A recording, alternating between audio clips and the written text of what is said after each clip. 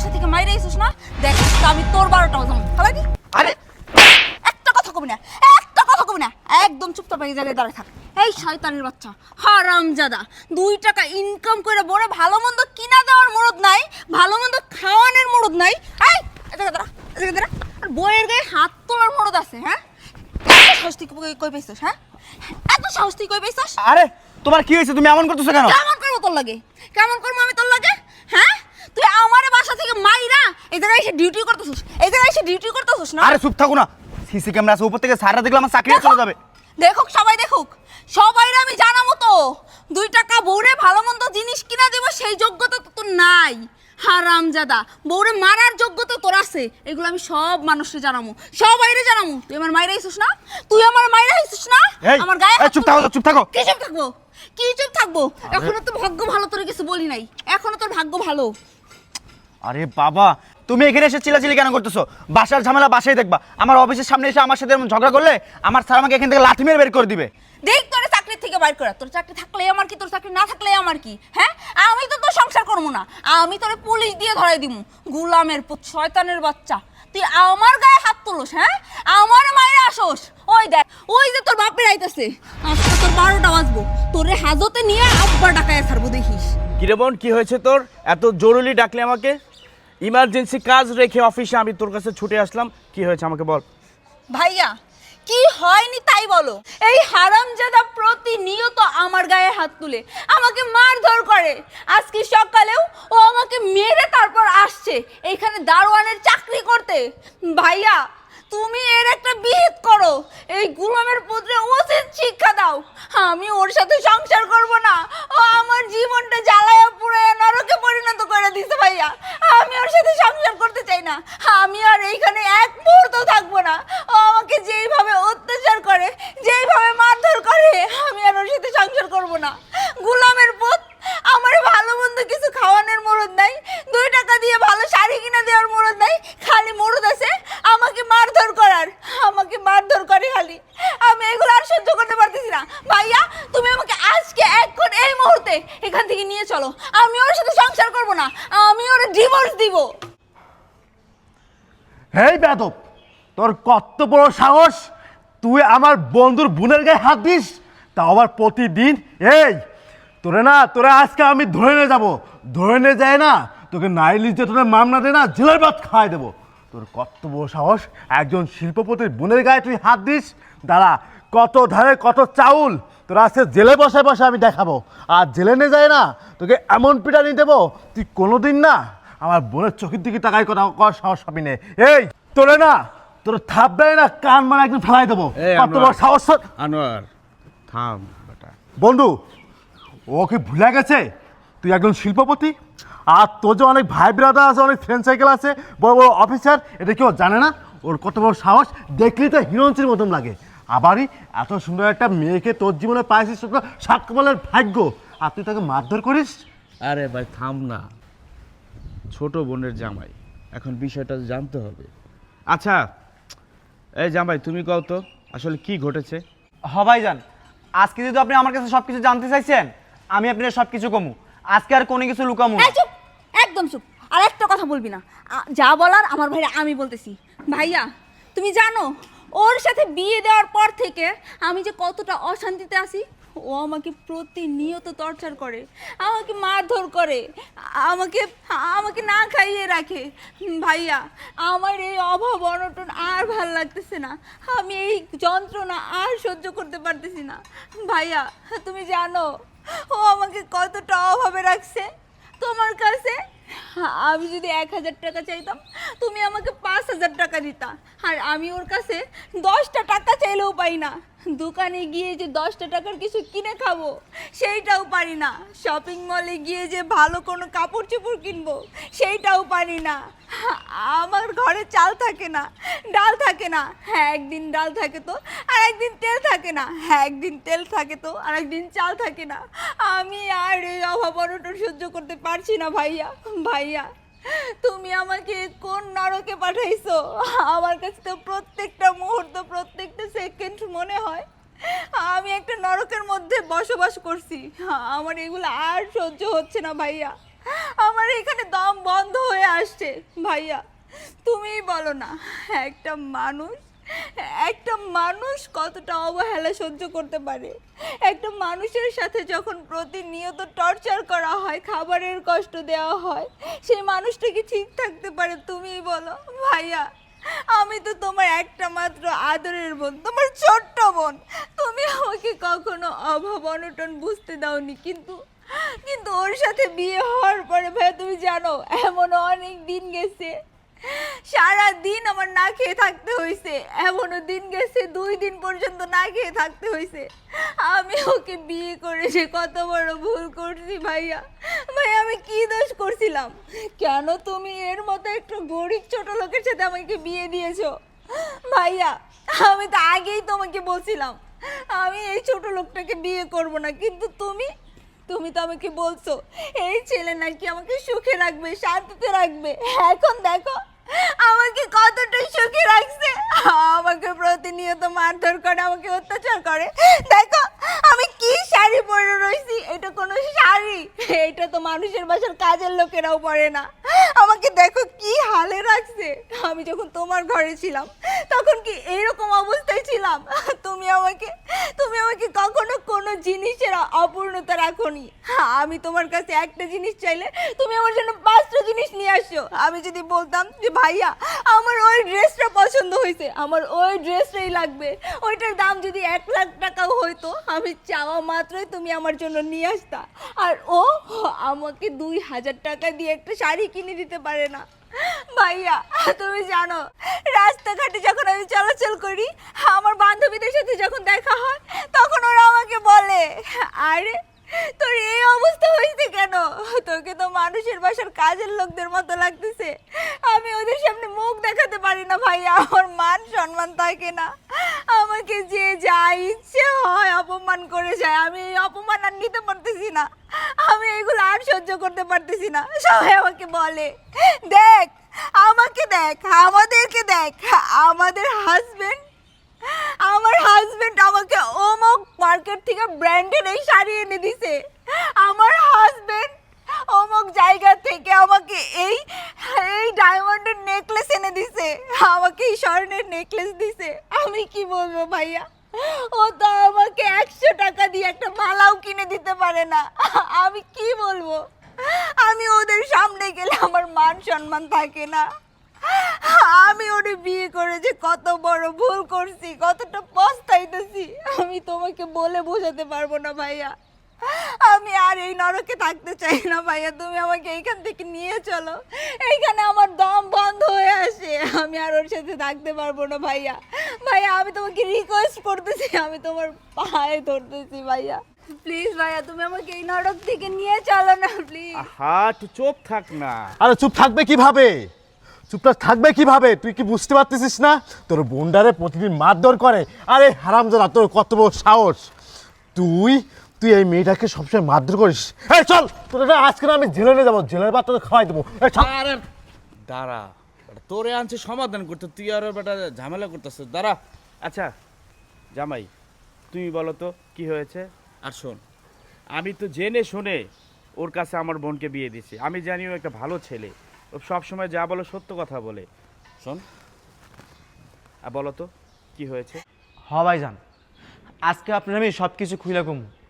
আপনার বোন কি জানি কইলো না আপনারে? আপনার বোন আপনারা কইলো কি আমি নাকি আপনার বোনের গায়ে প্রতিদিন হাত তুলি? না ভাইজান, আমি আপনার বোনের গায়ে কোনোদিন হাত তুলি না, বরঞ্চ আপনার বোন প্রতিনিয়ত আমার সাথে অন্যায় অত্যাচার করে, আমার উপর টর্চার করে, আমার গায়ে পর্যন্ত হাত তুলে। ভাইজান কোনোদিন কি শুনেছেন যে পুরুষ নির্যাতন হয়? কোনোদিন শুনেননি। সবসময় শুনে গেছেন যে নারী নির্যাতন হয়। আমাদের এই দেশে না নারী নির্যাতনের আইন আছে, কিন্তু পুরুষ নির্যাতনের কোনো আইন নাই। আপনার বোন আমাকে প্রতিনিয়ত মারধর করে, রাস্তাঘাটে সব জায়গায় আমাকে অপমান অপদস্থ করে। বলেন ভাই, আমিও তো মানুষ, আমি কি মানুষ না? শুধু তাই না, আমাকে তো শুধু অত্যাচার করে, শুধু তাই না, আপনার বোন আপনাকে আরও কি জানে বললো না যে আপনার বোনকে নাকি আমি ভালো কাপড় চোপড় দেই না, ভালো খাবার এনে দেই না। আমার ঘরে একদিন চাল থাকলে তো ডাল থাকে না, ডাল থাকলে তো চাল থাকে না। ভাইজান আপনার বোন সাজায় সাজায় আপনাকে মিথ্যা কথা বলছে। আপনি আমার সাথে চলেন, এখন আমার বাড়িতে চলেন। আমার বাড়িতে গেলে আপনি দেখতে পারবেন আমার বাড়িতে কি আছে আর নাই। ভাইজান, আপনি তো খুব ভালো করেই জানেন আমি একটা ভালো কোম্পানিতে সফটওয়্যার ইঞ্জিনিয়ারের চাকরি করতাম। হঠাৎ করে সেই কোম্পানির একটা ক্রাইসিসের কারণে আমার জবটা চলে যায়।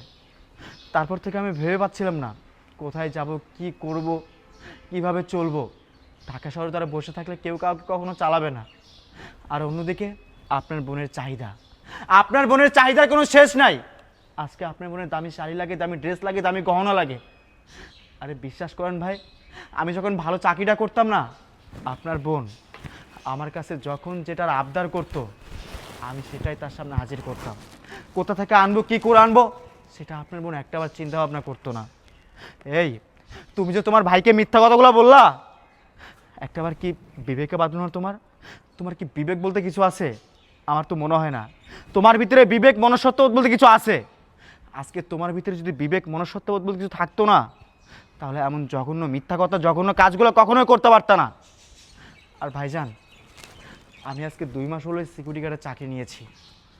আমি যখন থেকে সিকিউরিটি গার্ডের চাকরি নিয়েছি না, তখন থেকে আপনার বোন আমাকে আর দেখতে পারে না। দেখতে পারবে কি করে? কারণ ওই যে তার শখের জিনিস, শখের চাওয়া পাওয়াগুলো তার সামনে আর হাজির করতে পারতেছি না। এই যে এক সপ্তাহ আগে কী হয়েছে জানেন? আপনার বোনের নাকি এসি লাগবে। আমার মা মৃত্যুর সাথে পাঞ্জা লড়তেছে। আমার বাবাটা হার্ট অ্যাটাকের রুগী। আমার বাবা ঠিকমতো ভারী কাজকর্ম করতে পারে না। আমার মার অপারেশন করতে হবে। আমি আমার মার অপারেশনের জন্য 1,20,000 টাকা রাখছিলাম। আপনার বোন সেই টাকা দেখে বাইরে ধরেছে এসি কিনবে। আমি আপনার বোনকে বারবার বোঝানোর চেষ্টা করলাম, তো এখন নেহা এই টাকাটা আমি আমার মার অপারেশনের জন্য রেখেছি। তোমাকে না হয় কয়দিন পরে এসিটা কিনে দিব। না, ওনার নাকি সেটা চলবে না, ওনার তখনই এসিটা কিনে দিতে হবে। আমার মার চিকিৎসার টাকা দিয়ে আপনার বোনকে এসি কিনে দিলাম। শুধু তাই না ভাইয়া, এই যে গ্যাসের সোমবারে আমি 40,000 টাকা কিস্তি চলছি। আমি একটা অটো চালাম, অটো কিনবো না, সেই টাকাটা তুলে খালি ঘরে রাখছি। আপনার বোন কীভাবে যে টাকাগুলো খরচ করলো সেটার কৈফিয়ত যখন আমি জানতে চাই, আমার উপর অত্যাচার করে, আমাকে নির্যাতন করে, আমাকে মারে। বলেন ভাইয়া, এগুলো কি কোনো স্ত্রীর কাজ? আমি কি স্বামী হয়ে তার থেকে বলতে পারি না যে তুমি এই টাকাগুলো কি করলা? আমি কেন তার কাছে এগুলো জানাশোনা করব? আমার কোনো অধিকার নাই তার কাছ থেকে জানার। আর বললো না যে ওর বান্ধবীরা নাকি ওকে অপমান করে। না ভাই, ওর বান্ধবী ওকে অপমান করে না, অপমান করে আমাকে। যদি কোনো পার্টিতে যায়, আমাকে ওর বডিগার্ড হিসেবে নিয়ে যায়, কখনো পরিচয় দেয় না আমি ওর হাজব্যান্ড। জানেন, একদিন ওর বান্ধবীর হাজব্যান্ড আমাকে লাথি মেরে ফেলে দিয়েছে।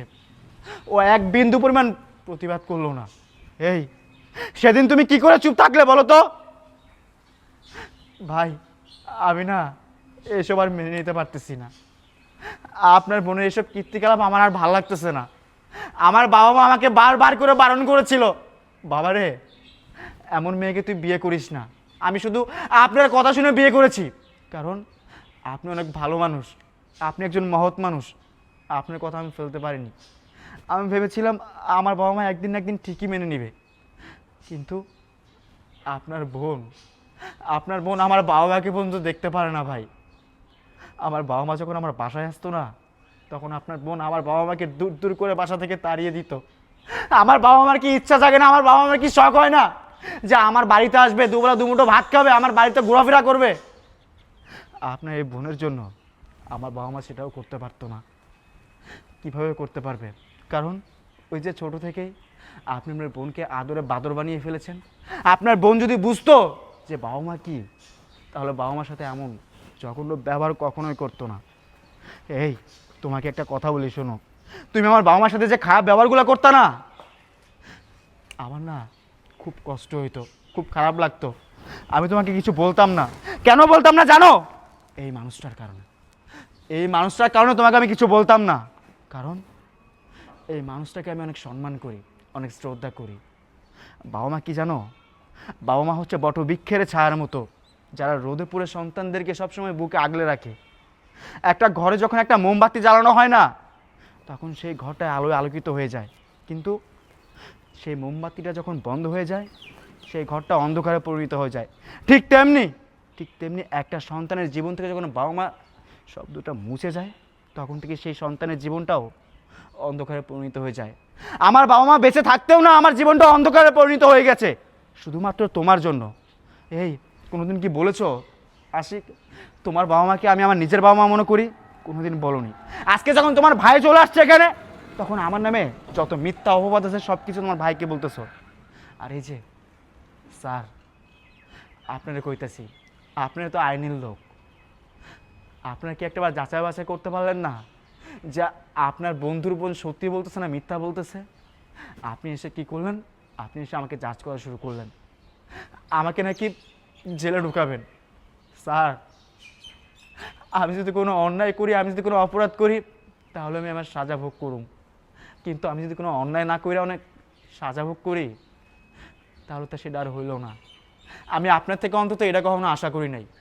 ভাইজান, এখন আপনিই কোন আমি কোনটা ভুল করছি আর কোনটা সঠিক করছি? আপনার বোন আমার সাথে যে অন্যায় অত্যাচারগুলো করছে, সেগুলো কি ঠিক করছে?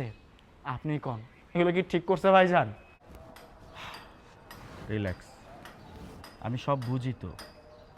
এই শোন নেহা, আমি তোকে ছোট্টবেলা থেকে চিনি, তুই অনেক রাগী, আরও রাগী হয়ে গেছিস। এই তুই ভুলে গেছিস ও তোর স্বামী, আর আমি যা করেছি ভেবে চিনতে দেখে শুনে সব কিছু যাচাই বাছাই করেই আমি তোকে আশিকের সাথে বিয়ে দিয়েছি। আর শোন আনোয়ার, তুই তো টাইনের লোক, বল তুই যে আশিকের কথা শুনলি, আশিকের জায়গায় যদি তুই থাকতি বা আমি থাকতাম, কি করতাম? বল তুই কি করতি? আসলে বন্ধু, আমার এখন কথা বলতে না খুব লজ্জা লাগতেছে, নিজের কাছে খুব খারাপ লাগতেছে। আসলে আমি সবসময় জেনে আসছি যে তোর বোনটা খুব ভদ্র, খুব ভালো, কিন্তু আজকে এই ছেলে যা বললো, এটা শোনার পরে না আমি রীতিমতো অবাক হয়ে গেলাম। আমি মানে ভাবতে পারিনি তোর বোন তোর আদর পেয়ে কোনোটা নিচে নেমে গেছে। আসলে আমি তো জানি যে তোর বাবা মা নাই, তুই তোর বোনকে যে তোর বাবা মার আদর বুঝতে দিস নাই, তোর বোন কোনো জিনিস চাওয়ার আগেই তোর বোনকে সেই জিনিসটা দিয়েছিস, আজকে সেই জিনিসের মর্যাদা বা সম্মান তুই পাচ্ছিস। যদি তোর বোনকে যদি অভাব দেখাইতিস, তোর বোনকে যদি শিক্ষা দিতিস, তোর বোনকে যদি তোর আওতায় আনতে পারতিস, তাহলে না এই ধরনের বেয়াদবি সে করতে পারতো না। কারণ তুই কি মনে করেছিস যে এই দুনিয়াতে বাবা মা কেউ নাই, একটা মাত্র বোন আমার, ও যাতে বাবা মার কষ্ট না বোঝে, এইটার জন্য তুই তোর বোনের সব চাহিদাগুলো মিটাইছিস চাওয়ার আগেই। সেই জন্যে আজকে এই দিনগুলো তোর দেখতে হচ্ছে। আমি কখনো ভাবতে পারি নাই বন্ধু তোর বোন এতটা নিচেই নেমে যাবে। ছি, স্বামীর গায়ে কেউ হাত দেয়, স্বামীকে কেউ মারধর করে, সেটা তোর বোন করছে। এই ছেলেটাকে দেখেই তো মনে হচ্ছে খুব ভদ্র একটা ছেলে। আমি তো না জেনে না বুঝে এই ছেলেটাকে নিয়ে অনেক কথা বললাম, এই ছেলেটাকে হুমকি পর্যন্ত দিলাম, তোকে আমি জেলে নিয়ে যাই, জেলের ভাত খাওয়াবো। ছি বন্ধু ছি, আমি কোনো ভাবতে পারিনি তোর বোন এমন। যদি আগে জানতাম না, তাহলে আমি কখনো না তোর সাথে তোর এই জায়গাটা আসতাম না। আচ্ছা শোন, কি বুঝলি? কি বুঝলি? তোর জন্য কত কথা শুনতে হলো। আমার ছোট্টবেলার বন্ধু, তোর সম্পর্কে আছে কি ধারণা হলো ওর? শোন, সংসারটা না এত সহজ না, সংসারটা ম্যানেজ করতে হয়। পৃথিবীতে যত মানুষ সংসার করছে ম্যানেজ করে করছে, আর একজন রাগ হবে, একজন ঠান্ডা হবে, একজন রাগ হবে, একজন, এইভাবেই তো সংসার চলে। শোন, তোকে আমি, হ্যাঁ তোর কোনো আবদার আমি অপূর্ণ করি নেই, কথা সত্য, কিন্তু স্বামীর ঘরে সেটা ম্যানেজ করে চলতে হবে। আর তোর যদি বিশেষ কিছু দরকার হয়, আমি তো আছি। আমি কি মরে গেছি নাকি? তোর বিশেষ কিছু দরকার হলে আমাকে বলবি, আমি তোকে সেই চাহিদা পূরণ করব। আর শোন, এই ছেলেটা সিকিউরিটি গার্ড হয়েছে কয়দিন ধরে? মাত্র 2 মাস। তার আগে কি ছিল?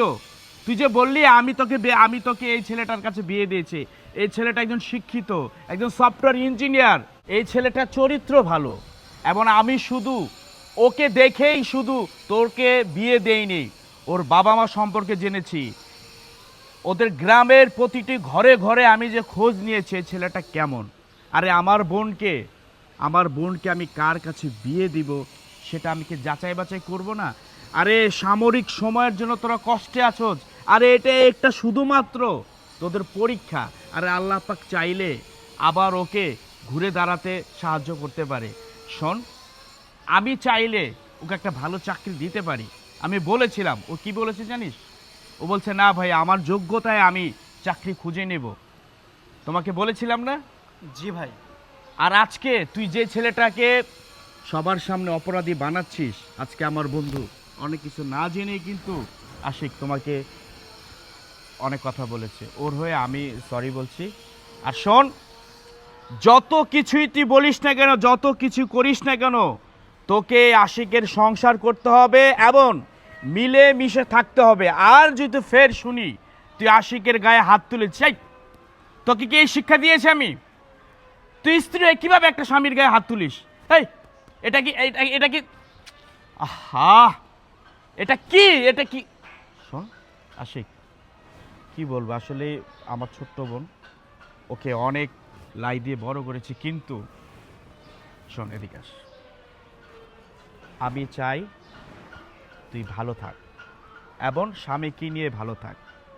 আমি চাইলে তোর এই সামরিক যে অভাবটা আছে সেটা আমি মোচন করতে পারি, কিন্তু জীবনটা তো এত সহজ না।